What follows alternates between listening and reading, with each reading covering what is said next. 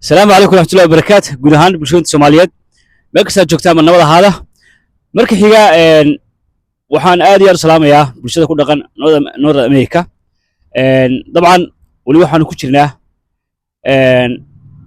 waxa la waramin iyo waxaan ku jirnaa iyo isxogoreysi ka dhan ah xaaladaha abaarada ka taagan gobolka Awdal.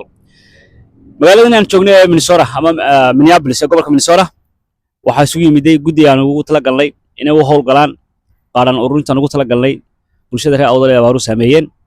dabcan waxaan soo gudbin doonaa goobta lagu qaban doono haddii la nagu simo culimo iyo waxgarad iyo aqoon-yahan haween dhalinyaro iyo wax weeyaan guud ahaan ganacsatadii bulshada Soomaaliyeed ku dhaqan magaaladani Minneapolis ayaa waxaan la garteen in si degdeg ah lagu gurmado bulshadaasi walaalaheena ama reer Awdal.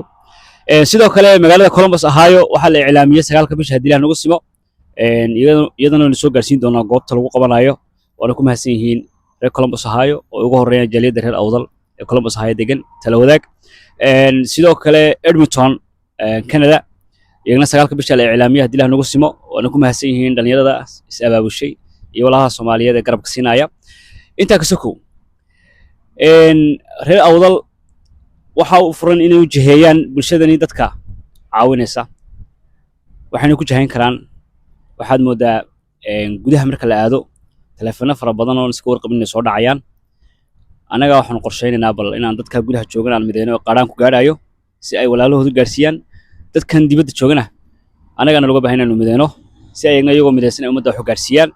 haddii la nagu simo 9 bisha Columbus baan ugu soo horeysa Minneapolis ku xigta sidoo kale Edmonton waxaan sugaynaa reer Awdal meel kasta joogaan inay bulshada dhex galaan oo shacabka Soomaaliyeed u kiciyaan dadkooda sababtoo ah xaaladahan oo kale markay yimaadaan Soomaalidu dhammays taageerta cid gaar ah madax looma saaro dawlad gaar ah madax looma saaro waa arrin mudan in magaca iyo maqaamka Soomaaliyeed lagu caawiyo hadii jeerana way dhacdaa oo wax weeyaan sidan oo kale la isku garabsadaa.